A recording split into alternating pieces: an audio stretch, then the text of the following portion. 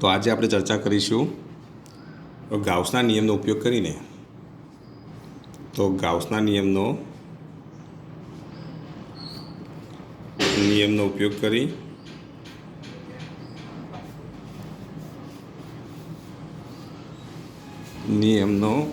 કરી સમમિતિ વિદ્યુતભાર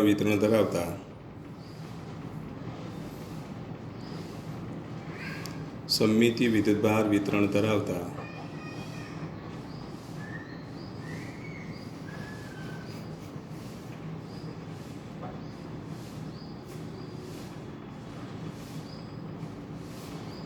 ગોલીય કવચ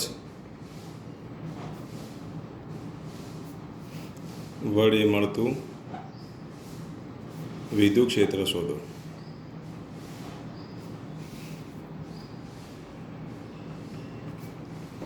સમમિતિ વિદ્યુતભાર વિતરણ ધરાવતા ગોલીય કવચ વડે મળતું વિદ્યુત ક્ષેત્ર શોધો. તો ગોલીય કવચના પૃષ્ઠ ઉપર હવે અહીંયા ધ્યાન આપો. વિદ્યુતભારનું વિતરણ કેવું છે? તો સમમિતિ વિદ્યુતભાર વિતરણ છે. કયા નિયમનો ઉપયોગ કરવાનો છે? તો ગાઉસના નિયમનો ઉપયોગ કરવાનો છે. ગાઉસનો નિયમ આટલું યાદ રાખો. ગાઉસનો નિયમ તમને ખબર છે. તો ગાઉસનો નિયમ કયો? તો ફ્લક્સ ફાઈ બરાબર ઇન્ટિગ્રેશન, અહીંયા આપણે શું લખીશું? બંધ પૃષ્ઠ. અહીંયા શું લખીશું? ઈ ડોટ ડીએ બરાબર શું લખીશું? Sigma q upon epsilon 0. તો આ ગાઉસનો નિયમ છે. હવે બંધ પૃષ્ઠ એટલે ગોલીય કવચ લઈએ. હવે જો અહીંયા આપણે ધ્યાન આપો, ગોલીય કવચ ઉપર વિદ્યુતભારનું વિતરણ થયેલું છે. ગોલીય કવચના પૃષ્ઠ ઉપર વિદ્યુતભારનું વિતરણ થયું. ગોલીય કવચ એટલે પોલો ગોળો, અને જો પોલો ગોળો હોય ને તો તેના પૃષ્ઠ ઉપર જ વિદ્યુતભારનું વિતરણ થાય. અને જો એના પૃષ્ઠ ઉપર જો વિદ્યુતભારનું વિતરણ થાય તો ભાઈ તમે કઈ ઘનતાનો ઉપયોગ કરશો? રેખીય ઘનતા, પૃષ્ઠ ઘનતા કે કદ ઘનતા?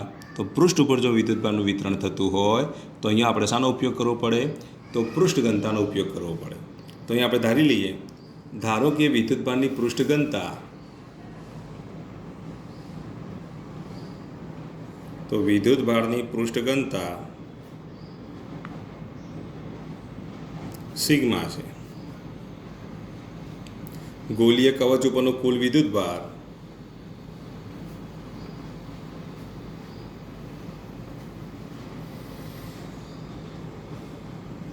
કેપિટલ ક્યુ છે. ગોલીય કવચની ત્રિજ્યા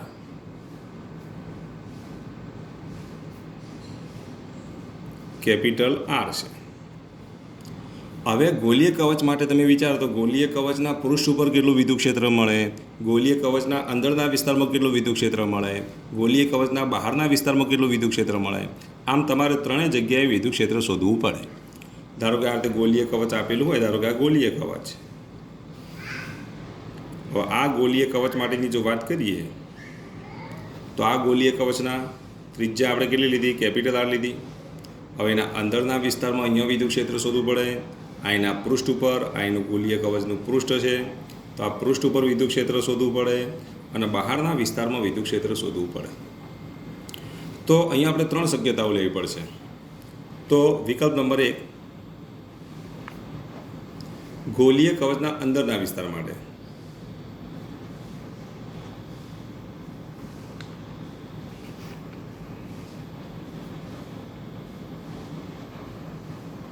હવે ગોલીય કવચના અંદરના વિસ્તારની અંદર વિદ્યુત ક્ષેત્ર શોધવા માટે ગાઉસના નિયમનો ઉપયોગ કરવા માટે બંધ પૃષ્ઠ અંદરની બાજુ લેવું પડે. એટલે આપણે બંધ પૃષ્ઠ કઈ બાજુ લઈશું? અંદરની બાજુ લઈએ. હવે બંધ પૃષ્ઠ અંદરની બાજુ લઈએ તો અહીંયા આપણે સ્મોલ આર ત્રિજ્યાનું એક ગાઉસિયન પૃષ્ઠ વિચારીએ. તો અંદરની બાજુ તમારે સ્મોલ આર ત્રિજ્યાનું આવું ગાઉસિયન પૃષ્ઠ વિચારવું પડે. જ્યાં આની ત્રિજ્યા કેટલી? Small r. આ આપણું શું છે? ગાઉસિયન પૃષ્ઠ છે. આ ગાઉસિયન પૃષ્ઠ છે, આ ગોલીય કવચ છે. અંદરના વિસ્તાર માટે અહીંયા ત્રિજ્યા કેટલી? તો સ્મોલ આર. સ્મોલ આરની કિંમત કેવી હોય? તો ગ્રેટર ધેન કેપિટલ આર. તો અંદરના વિસ્તાર માટે આરની કિંમત શું હોય? તો લેસ ધેન કેપિટલ આર હોય. એટલે સ્મોલ આરની કિંમત લેસ ધેન કેપિટલ આર અથવા capital R greater than small r. તો આવું તમે અંદરના વિસ્તારમાં જો ગાઉસિયન પૃષ્ઠ વિચારો તો અહીંયા તો જો પૃષ્ઠ ઉપર જ વિદ્યુતભાર છે. જે વિદ્યુતભારનું જે વિતરણ થવાનું એ માત્ર પૃષ્ઠ ઉપર જ થવાનું. જો વિદ્યુતભારનું વિતરણ પૃષ્ઠ ઉપર હોય તો એનો મતલબ એ થયો આ ગાઉસિયન પૃષ્ઠની અંદરની બાજુ કેટલો વિદ્યુતભાર છે? તો ગાઉસિયન પૃષ્ઠની અંદરની બાજુ વિદ્યુતભાર જ નથી. તો અહીંયા આપણે જો વિચારીએ તો સૂત્ર આપણું આ છે સિગ્મા ક્યુ અપોન એપ્સાઇલોન 0. હવે સિગ્મા ક્યુ અપોન એપ્સાઇલોન 0 જો હોય તો અંદરના વિસ્તારમાં શું છે? અંદરના વિસ્તારમાં વિદ્યુતભાર નથી. હવે અંદરના વિસ્તારમાં જો વિદ્યુતભાર ના હોય તો ગાઉસિયન પૃષ્ઠ સાથે સંકળાયેલ વિદ્યુતભાર કેટલો થાય? તો સિગ્મા ક્યુ બરાબર 0. સિગ્મા ક્યુ બરાબર 0 ત્યારે ફ્લક્સ ફાઈ બરાબર સિગ્મા ક્યુ અપોન એપ્સાઇલોન 0 બરાબર પણ શું થશે? 0. ફ્લક્સ શૂન્ય. એનો મતલબ એ થયો કે ઇન્ટિગ્રેશન ઈ ડોટ ડીએ અહીંયા બંધ પૃષ્ઠ બરાબર શું લખાય? ફાઈ. અને ફાઈની કિંમત કેટલી? 0. પરંતુ તમને ખબર છે કે આ પૃષ્ઠને ક્ષેત્રફળ તો હોય જ, એટલે ડીએ તો શૂન્ય હોય જ નહીં. હવે આ પર શૂન્ય ક્યારે થાય? કાં તો આ બે શૂન્ય હોય તો આ શૂન્ય થાય, કાં તો બેમાંથી કોઈ એક શૂન્ય હોય ત્યારે શૂન્ય થાય. ડીએ તો શૂન્ય છે જ નહીં, કારણ કે આ ગાઉસિયન પૃષ્ઠને ક્ષેત્રફળ તો રહેવાનું જ. એટલે હવે શૂન્ય શું બનશે? વિદ્યુત ક્ષેત્ર શૂન્ય બને. ધેરફોર ઈ બરાબર 0, કારણ કે DA does not equal to 0. તો આમ વિદ્યુત ક્ષેત્ર કેટલું હશે? તો અંદરના વિસ્તારમાં વિદ્યુત ક્ષેત્રનું મૂલ્ય કેટલું હોય? તો શૂન્ય હોય. તો આટલું યાદ રાખવાનું. ગોલીય કવચના અંદરના વિસ્તારમાં જ્યારે ગાઉસિયન પૃષ્ઠ દોરવામાં આવે તો તેની સાથે સંકળાયેલો વિદ્યુતભાર શૂન્ય છે.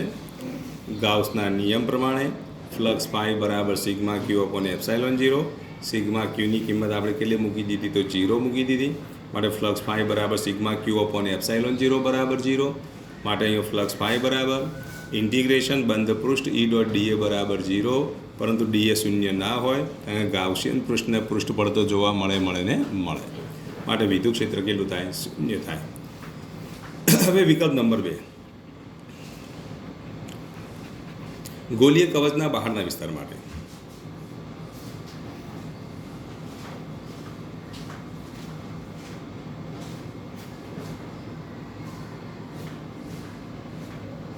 હવે આ ગોલીય કવચ છે. હવે એના બહારના વિસ્તારની જો વાત કરીએ તો આ ગોલીય કવચની ત્રિજ્યા કેટલી છે? તો કેપિટલ આર છે. હવે બહારના વિસ્તાર માટે એટલે કે અહીંયા બિંદુ પી આગળ તમારે વિદ્યુત ક્ષેત્ર શોધવું છે. જો આ બિંદુ આગળ વિદ્યુત ક્ષેત્ર શોધવું હોય તો અહીંયા આપણે બહારની બાજુ આ રીતે ગાઉસિયન પૃષ્ઠ દોરી દઈએ.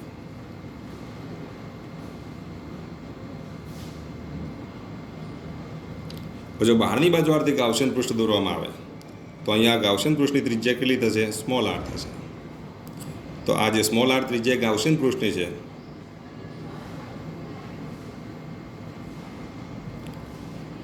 આ ગોલીય કવચ છે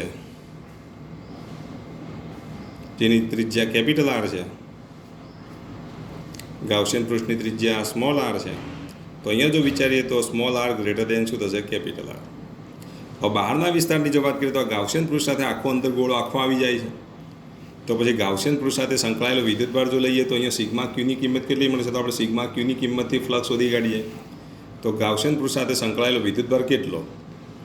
તો ગાઉસિયન પૃષ્ઠ સાથે સંકળાયેલ વિદ્યુતભાર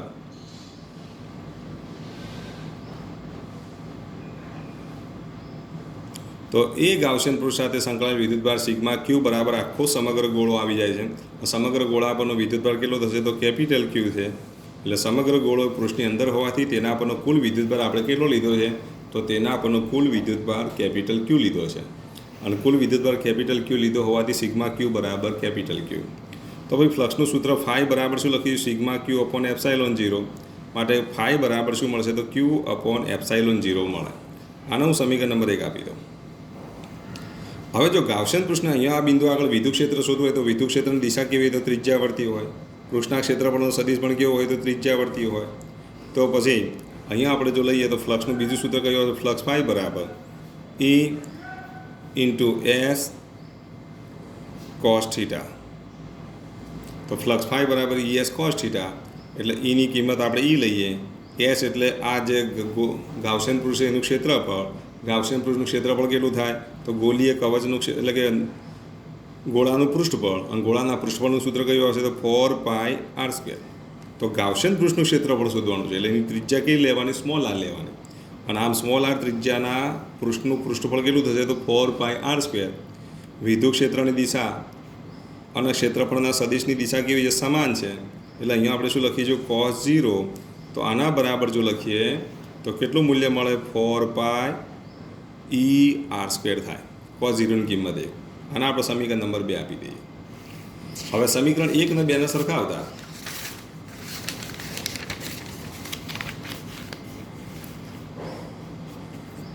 સમીકરણ 1 અને 2ને સરખાવતા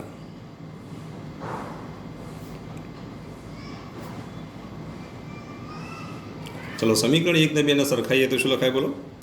અહીંયા ફ્લક્સનું મૂલ્ય કેટલું મળ્યું 4πr² × E. જ્યારે પેલી બાજુ આપણે જો લખીએ તો Q/ε0. આમાંથી આપણે એને કરતા બનાવીએ તો E બરાબર શું લખીશું Q/4πε0 × શું લખીશું r². તો આ 4π આ બાજુ લઈ જાઓ તો છેદમાં જશે, r² છેદમાં જશે, ε0 તો છે જ. હવે 4πε0 ની જગ્યાએ K લખાય તો વિદ્યુત ક્ષેત્રનું સૂત્ર કયું આવશે? તો E બરાબર KQ/r². તો ગોલીય કવચના બહારના વિસ્તારમાં મળતું વિદ્યુત ક્ષેત્ર કેટલું છે? તો KQ/r² છે. આ વિદ્યુત ક્ષેત્રનું સૂત્ર આપણે આગળ પણ ભણી ચૂક્યા. આ સૂત્ર આપણને શેના વડે મળતું હતું? તો બિંદુવત વિદ્યુતભાર વડે મળતું હતું. તો આ સૂત્ર કેવું છે બોલો? તો આ સૂત્ર બિંદુવત વિદ્યુતભાર વડે મળતા વિદ્યુત ક્ષેત્ર જેવું છે.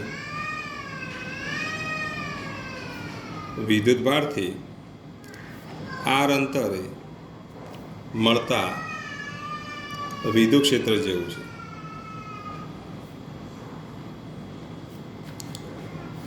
હવે જો બિંદુવત વિદ્યુતભારથી r અંતરે મળતા વિદ્યુત ક્ષેત્ર જેવું છે તો આ સૂત્ર જો બિંદુવત વિદ્યુતભારથી r અંતરે મળતા વિદ્યુત ક્ષેત્ર જેવું હોય તો એનો મતલબ એ થયો કે ધારો કે આવો ગોળીય કવચ આપેલું હોય અને એના બહારના વિસ્તારમાં બિંદુ P આગળ જ્યારે વિદ્યુત ક્ષેત્ર શોધવાનું હોય ત્યારે આના પરનો જે સમગ્ર વિદ્યુતભાર જે છે એ તેના કેન્દ્ર પર કેન્દ્રિત થયેલો છે એવું તમારે ધારી લેવાનું. ધારો કે આના પર Q વિદ્યુતભાર હોય ને તો એના કેન્દ્ર પર પણ Q વિદ્યુતભાર છે એવું તમે ધારી લો. અને Q વિદ્યુતભાર ધાર્યા પછી અહીંથી આટલું અંતર આપણે માપીએ તો આ અંતર કેટલું છે? ધારો કે r છે તો અહીંયા Q વિદ્યુતભાર, અંતર r, તો બિંદુ P આગળ મળતું વિદ્યુત ક્ષેત્ર E બરાબર શું લખાય? KQ/r² લખાય. તો એનો મતલબ એ થયો કે બિંદુવત વિદ્યુતભાર વડે મળતું વિદ્યુત ક્ષેત્ર શોધો એ સૂત્ર તમે અહીંયા વાપરી શકો. તો ક્યારે તમે આ સૂત્ર વાપરી શકો? તો ગોલીય કવચના બહારના વિસ્તારમાં કોઈ બિંદુ P આગળ વિદ્યુત ક્ષેત્ર શોધવાનું હોય ત્યારે તેનો સમગ્ર વિદ્યુતભાર તેના કેન્દ્ર પર કેન્દ્રિત થયેલો છે એવું તમે ધારી શકો છો. હવે વિકલ્પ નંબર 3 ગોલીય કવચના પૃષ્ઠ માટે. હવે ગોલીય કવચના પૃષ્ઠ માટે એટલે પૃષ્ઠ માટે સ્મોલ r અને કેપિટલ r ના મૂલ્યો સરખા થઈ જશે. તો એ વખતે વિદ્યુત ક્ષેત્રનું સૂત્ર વાપરીએ તો બહારના વિસ્તારમાં મળતું વિદ્યુત ક્ષેત્ર કેટલું? KQ/r². r બરાબર કેપિટલ r લઈ લઈએ તો પૃષ્ઠ ઉપર મળતું વિદ્યુત ક્ષેત્ર કેટલું થાય? તો E બરાબર KQ/R² થાય. તો આમ ગોલીય કવચના અંદરના વિસ્તારમાં વિદ્યુત ક્ષેત્ર કેટલું? તો ગોલીય કવચના અંદરના વિસ્તારમાં વિદ્યુત ક્ષેત્ર 0 છે. ગોલીય કવચના પૃષ્ઠ ઉપર વિદ્યુત ક્ષેત્ર કેટલું? તો ગોલીય કવચના પૃષ્ઠ ઉપર વિદ્યુત ક્ષેત્ર KQ/R² છે. અને ગોલીય કવચના બહારના વિસ્તારમાં વિદ્યુત ક્ષેત્ર કેટલું? તો KQ/r² છે. તો આમ આપણે આ રીતે લખી શકીએ. તો ગોલીય કવચ માટે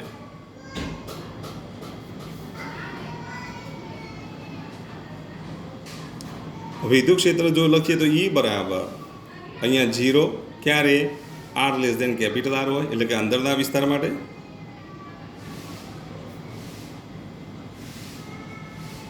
પછી KQ/r² ત્યારે r બરાબર r એટલે કે પૃષ્ઠ ઉપર, અને KQ/r² જ્યારે r ની કિંમત કેપિટલ R કરતાં મોટી હોય એટલે કે બહારના વિસ્તાર માટે.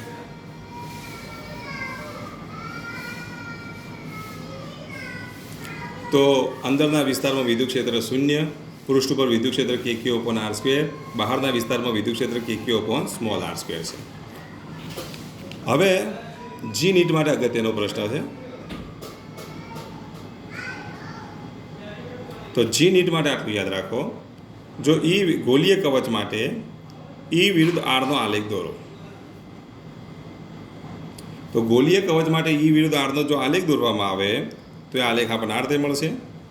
અહીંયા આપણે y અક્ષ ઉપર વિદ્યુત ક્ષેત્ર લઈ લઈએ, x અક્ષ ઉપર અંતર r લઈ લઈએ.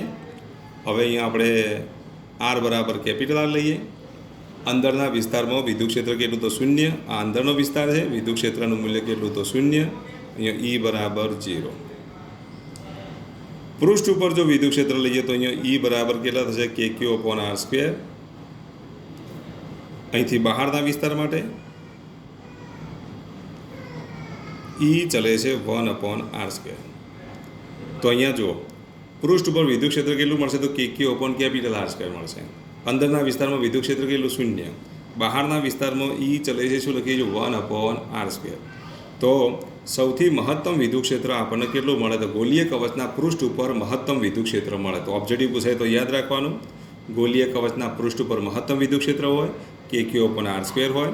અંદરના વિસ્તારમાં વિદ્યુત ક્ષેત્ર શૂન્ય છે. બહારના વિસ્તારમાં તમે જુઓ તો સૂત્ર કયું છે ઈ બરાબર KQ/R². એટલે કે ઈ ચલે છે શું લખીશું 1/R². માટે વિદ્યુત ક્ષેત્ર કેવી રીતે ચલે છે ઈ ચલે છે 1/R². આટલેથી આટલા ભાગનો આલેખ કેવો મળશે તો બિંદુવત વિદ્યુતભાર વડે જે વિદ્યુત ક્ષેત્ર મળે છે એવો આલેખ અહીંયા મળશે. અંદરના વિસ્તારમાં વિદ્યુત ક્ષેત્ર કેટલું છે તો શૂન્ય છે. પૃષ્ઠ ઉપર વિદ્યુત ક્ષેત્ર કેટલું તો KQ/R². આ મૂલ્ય કેવું છે તો મહત્તમ છે.